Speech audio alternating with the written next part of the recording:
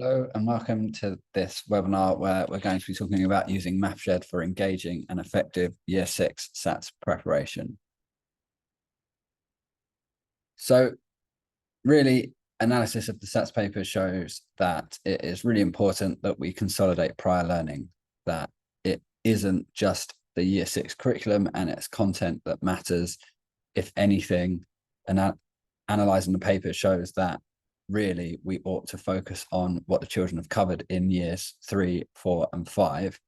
As we can see from the bar chart here that shows the papers from 2016 to 2019, children can pass the paper without getting a single question of year 6 maths content correctly answered. So really it does matter to make sure that those gaps are plugged and covered.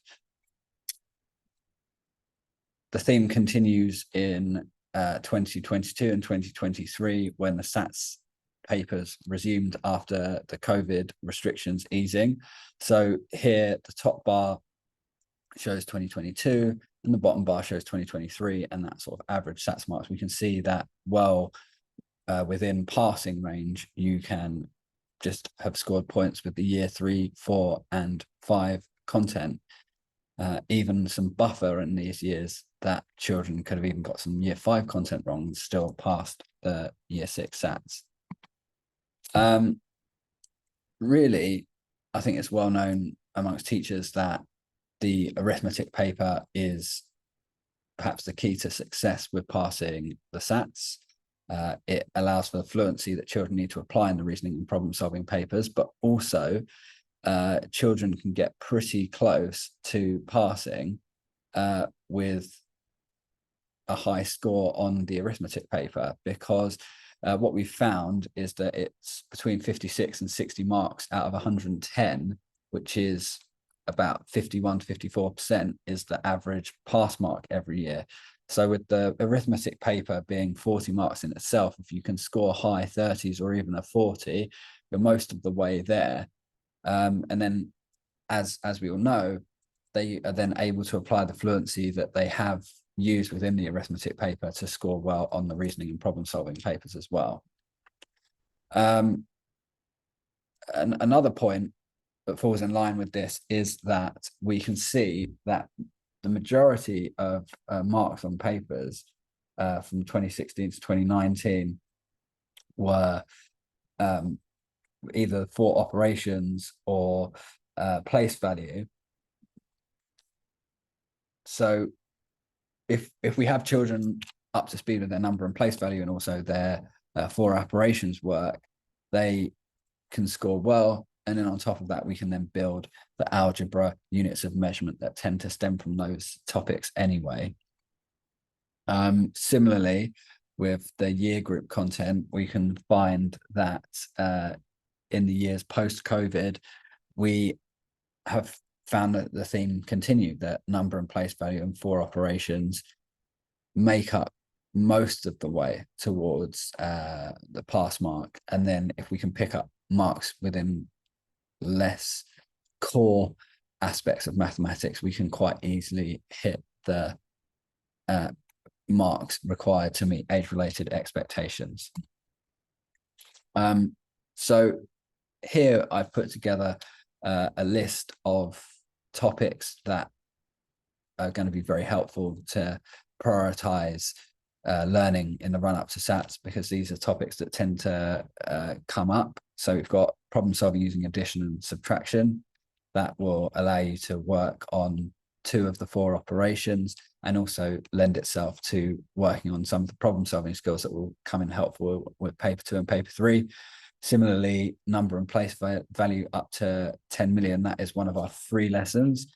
That one will cover all of the bases in terms of making sure children are secure in earlier place value and hopefully getting up to the hundreds of thousands and the millions and so on and so forth. Similarly, we find that this lesson to do with problem solving with money, it brings in multiple content domains in terms of decimals, addition and subtraction, as well as place value with decimal numbers. So that's a really good one.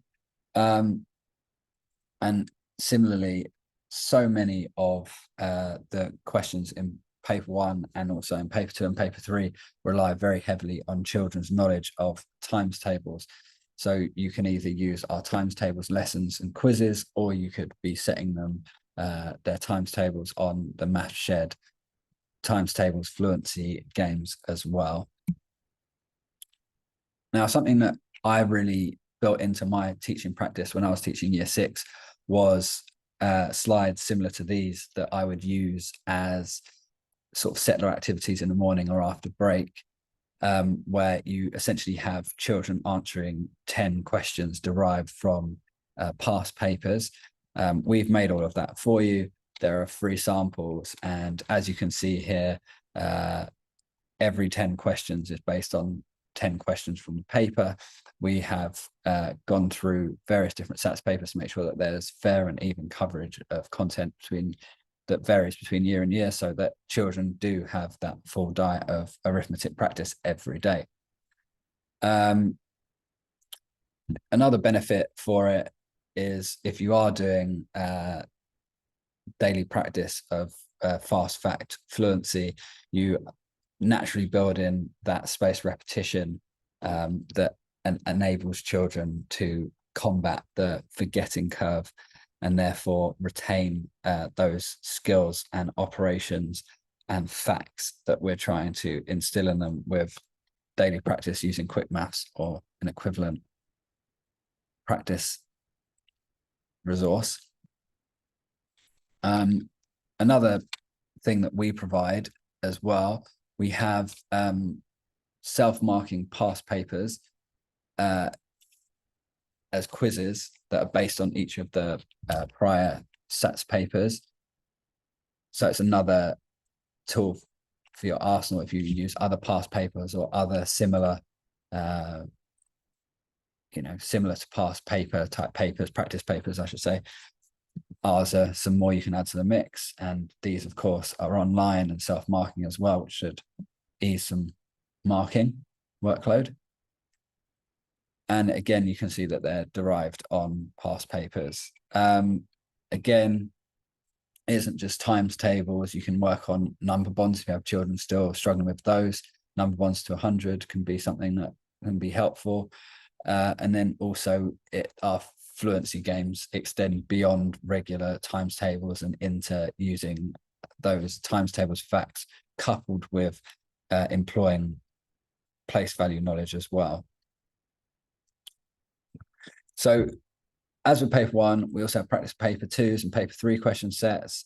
So you can see here, we've got similar questions that are self-marking. Not only that, you can look then, once you have had children sit our practice past paper question sets, you can use that to discover gaps in learning and then address that by setting our lessons. So here, for example, like we said before, problem solving with addition and subtraction, number and place value up to 10 million, and the problem solving involving money. That's just some examples, but there's a question, or rather a lesson for every single objective in the curriculum. So if there is a gap, we will have a lesson that you can set online to help your pupils address that gap. Thank you very much for watching. If you have any questions, don't hesitate to send me an email. My email is listed there. Thank you very much, and hope to see you soon.